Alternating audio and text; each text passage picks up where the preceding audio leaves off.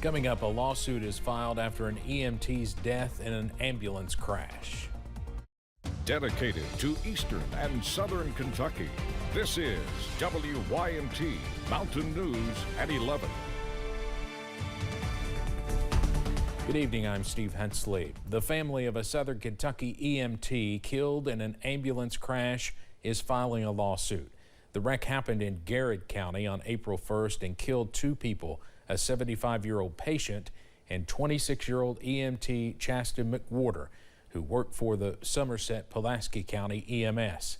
Jeremy Toms has been looking through the lawsuit and talking with the family's attorney. The loss is immeasurable. Chaston was a young man, 26 years old, just beginning his life and his career. Chast McCarter was a year and a half into serving Somerset and Pulaski County as an EMT, and he was just starting a family as well. He left behind a 2-year-old son. He has a daughter that is due to be born in July.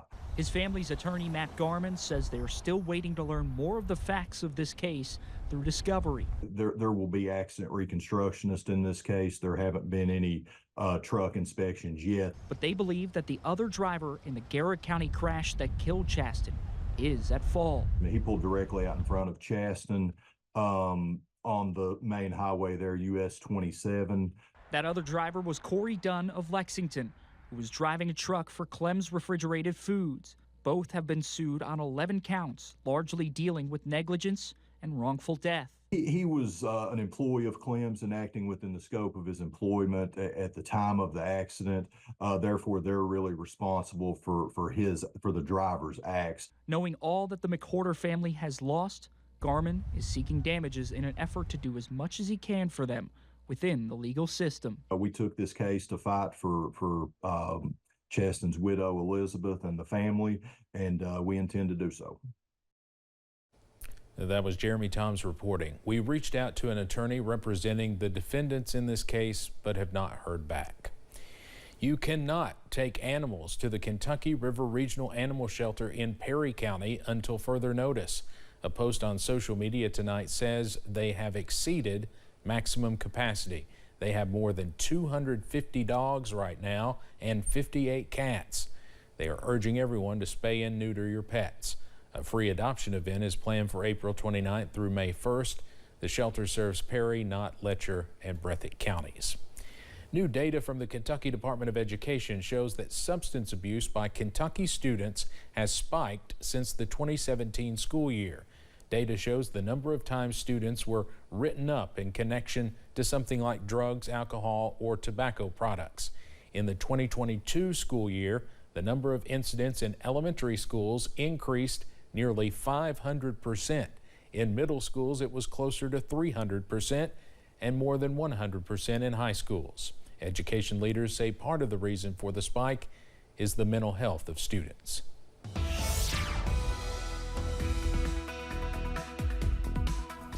We are tracking some more dry and cool weather to close out your Thursday, but rain chances are not far away. Up on the radar, we are dry tonight, and that will continue as you wake up on Friday. But notice those clouds continue to increase this evening as that next system is not too far away. Those current temperatures in the 40s and 50s, down to 45 in Irvin, up to 52 for Pikeville, 54 in Jackson, and 55 in London, also in Somerset at this hour. And most of us wake up in the middle 40s to walk out the door on Friday. More dry weather on the way this evening, but again, those rain chances look to return on Friday. The good news, no severe storms, also no 24/7 rain tomorrow, but we are tracking some more hit or miss rain showers by Friday afternoon, also pushing into Friday evening. Those highs tomorrow back in the middle to possibly upper 70s, and we see some 80s by this weekend. All those details coming up in just a little bit. Steve? Cameron, thanks. The 36th Annual East Kentucky Leadership Conference wrapped up day one with an awards banquet recognizing the 8 recipients for their work to improve the region. WYMT's RJ Johnson has more from Corbin. A night of celebration. Folks gathered inside of the Pennington to recognize leaders in the region. Governor Andy Beshear appeared in a video talking about several accomplishments since the devastating flooding nearly 2 years ago. From day one, I made a promise that we would be there for Eastern Kentucky until every life and every structure was rebuilt, and we are keeping that promise. Housing remains the most immediate need, and to date, Team Kentucky has announced 7 properties where new communities will be built on higher ground. Senate President Robert Stivers, an award recipient himself, spoke on the great assets of the mountains. You look at Eastern Kentucky and you look at the mountains, you look at the hills, you look at the rivers, the valleys, the lakes, just the natural wildlife and the areas you have here, and it's probably one of our greatest, if not our greatest asset. He says focusing on ways to bring tourism, infrastructure, and more to the region has worked. We tried to do things that would work in conjunction with the federal dollars, and putting in place infrastructure, putting in place educational components, looking at the region and seeing how it can be a region. Several award recipients were recognized for years of hard work, with one urging everyone to consider the next generation of leaders. Please make an opportunity to put student voice in all the things you do. Our students need you. Our youth need you, because our youth are our future. Thank you all very much.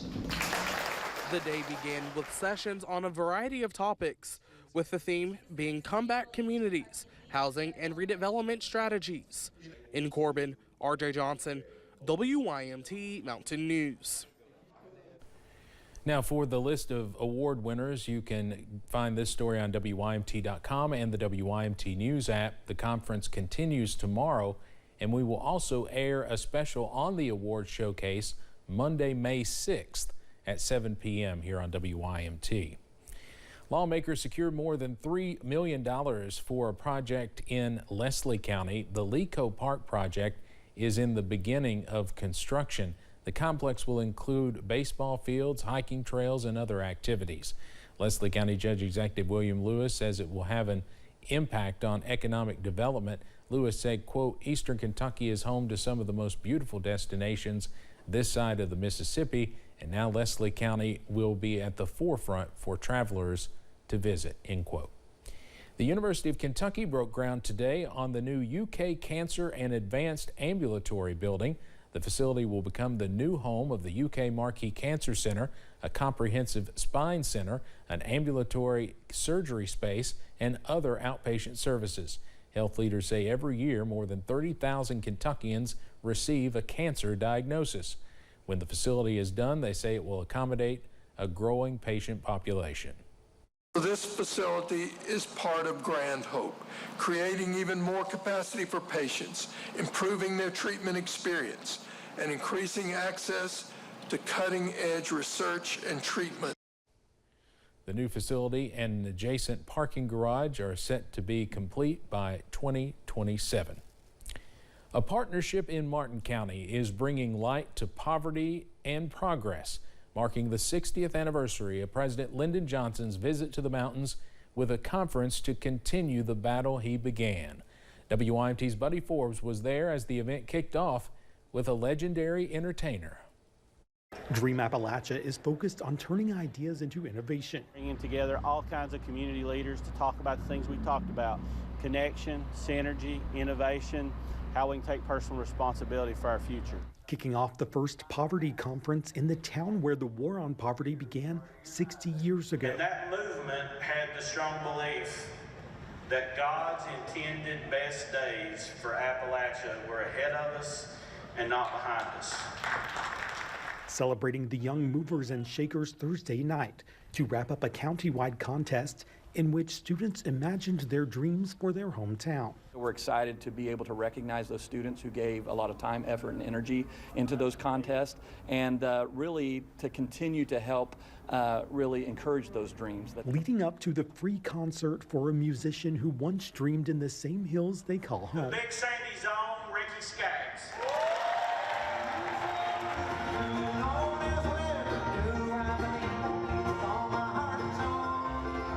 Ricky Skaggs and Kentucky Thunder brought more than 1,000 people out for the kickoff concert. A lot of good people helping him, and that's what we got to have. So Somebody's got to be the visionary, though. Ahead of the conversations that organizers say will fill the Collier Center Friday. But really, this is about spiritual renewal and building hope in a broader future, about all of us contributing our talents and skills. Celebrating the progress and the continued work happening in the region.